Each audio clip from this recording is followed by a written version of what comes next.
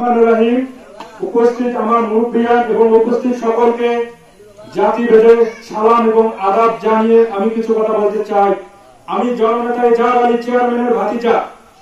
এই ভোট উপলক্ষে আমি ফুলবাড়ির 6টি ইউনিয়ন ঘুরেছি, যেখানে গিয়ে এই পরিচয় দিয়েছি। সবাই আমাকে বুকে জড়িয়ে ধরে একটি কথাই বলেছে, জননেতা এজাহার আলী চেয়ারম্যান আমাদের বাড়ির ক্যান্ডিডেট। আমি ওই কাশীপুরে গিয়ে বলি কিভাবে আপনাদের বাড়ির ক্যান্ডিডেট, খড়িবাড়িতে গিয়ে বলি কিভাবে আপনাদের বাড়ির ক্যান্ডিডেট। তখন তারা বলে তারা বিভিন্ন সমস্যায় পড়ে যখন স্থানীয় নেতাদের কাছে গিয়েছে সেখানে তারা সমাধান পায়নি। এমনকি বিগত দিনে যারা উপজেলার নেতৃত্ব দিয়েছে তাদের কাছে গিয়েও সমাধান পায়নি। তাদের সমাধান হয়েছে সোনালী ব্যাংকের পিছনে এজাহার আলী চেয়ারম্যানের বাড়িতে এজাহার আলী চেয়ারম্যানের মাধ্যমে। এবং তারা একথা বলে বিগত দিনে তারা এমপি নির্বাচিত করেছে। এমপি সাহেব আমাদের স্থানীয় ব্যক্তি, তিনি আমাদের বাড়ির ক্যান্ডিডেট, তাই তিনি যাকে মনোনীত করেছে তিনিও আমাদের বাড়ির ক্যান্ডিডেট। আপনারা জানেন বিগত দিনে আমরা এখান থেকে এমপি নির্বাচিত করেছি। আমরা এখন পথে প্রান্তে ঘুরে ঘুরে এমপি সাহেবের উন্নয়নের ছোঁয়া দেখতে পাচ্ছি।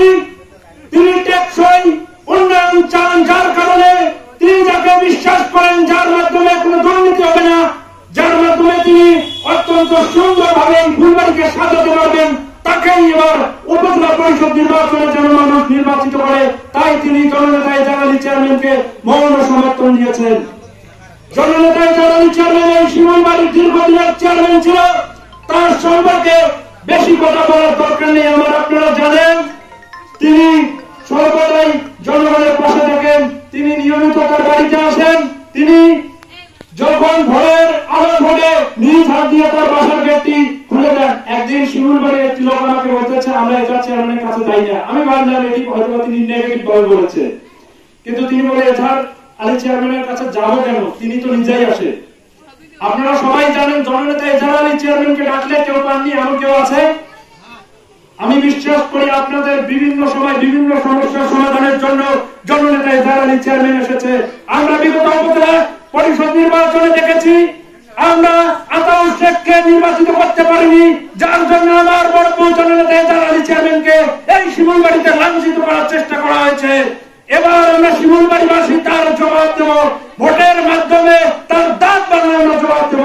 এবং আমি একথা বলতে চাই, কেউ জননেতা এজাহার আলী চেয়ারম্যানকে হেয় প্রতিপন্ন করার লক্ষ্যে যদি কোন রকম ষড়যন্ত্র করে থাকেন তার অস্তিত্ব থাকবে না। আগামী দিনে আমরা যেন আগামী 29 তারিখ ঘোড়া মার্কায় ভোট দিয়ে ঘোড়া মার্কাকে বিপুল ভোটে নির্বাচিত করতে পারি, এই আশা ব্যক্ত রেখে আমি আমার সংক্ষিপ্ত বক্তব্য এখানে শেষ করছি। আল্লাহ হাফেজ।